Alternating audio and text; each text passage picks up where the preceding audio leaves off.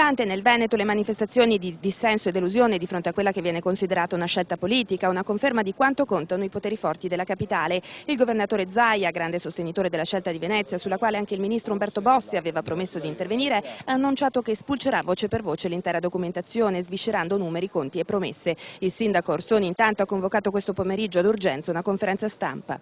Evidentemente non si è neanche giocata la partita.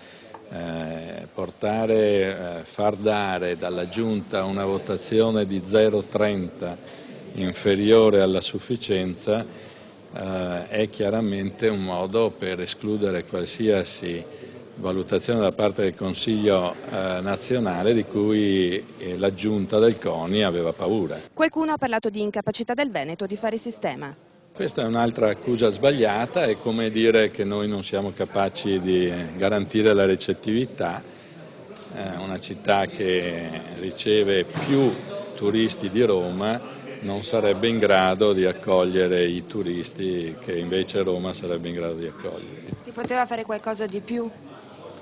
Io non credo, di fronte ad una arroganza della politica romana di questo tipo non si poteva fare niente.